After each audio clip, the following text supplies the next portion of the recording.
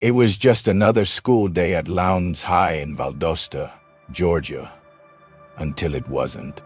A student walks into the gym and sees something unusual. A pair of white socks poking out from inside a rolled-up gym mat. No one knew then. They were staring at a crime scene. One that would ignite a national firestorm of questions, cover-ups, and pain.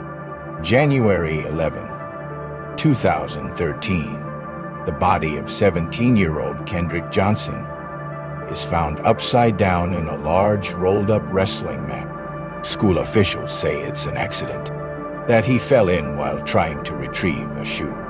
But Kendrick's family, they see something else entirely. Bruises, swelling, blood. Kendrick wasn't just a name in a headline.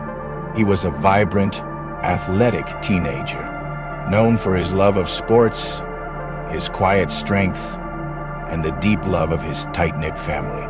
A young black man with dreams bigger than Valdosta. He was supposed to be safe in school, but someone didn't let that happen. Authorities quickly claimed it was a freak accident, that Kendrick must have reached into the mat to grab a shoe, slipped, and suffocated. Case closed. But there were cracks in that story. Cracks big enough to fall through. Why weren't his shoes near his body? Why was his face swollen? Why did no one hear anything? The initial autopsy ruled it accidental. But Kendrick's family wasn't convinced. They ordered a second autopsy. What they found was shocking. His body showed signs of blunt force trauma. Even more horrifying, his internal organs were gone, replaced with newspaper. The Johnson family refused to stay silent. They marched. They filed lawsuits. They demanded justice. Their pain became a rallying cry, not just for Kendrick, but for every black family told to accept the unacceptable. And as their voices grew louder, so did the questions. The school had security cameras in the gym, but when the tapes were finally released, they were incomplete. Missing time. Glitches.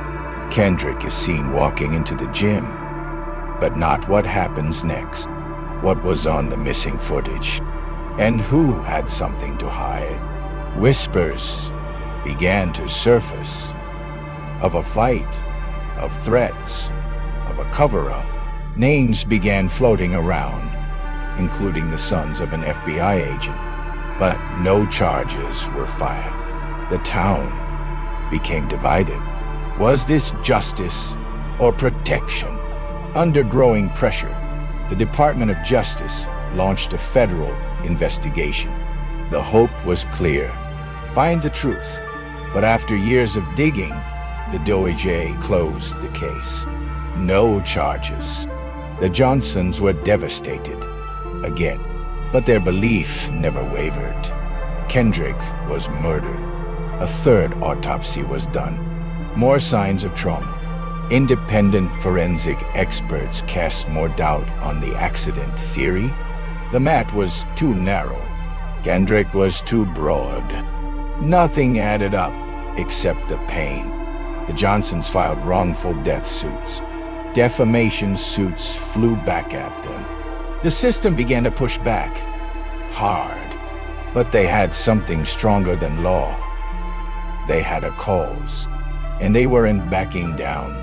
As the case made national headlines, celebrities, activists, and millions online joined the Johnsons in demanding answers. Protests erupted. Hashtags trended. Kendrick's face became a symbol of a broken system and a mother's unbearable loss.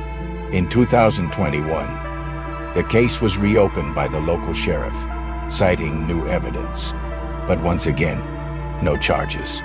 Even after thousands of pages of evidence, another door slammed shut. For many, it felt like the system was saying, "Move on." But Kendrick's family won't. Why was the footage missing? Why were the organs gone?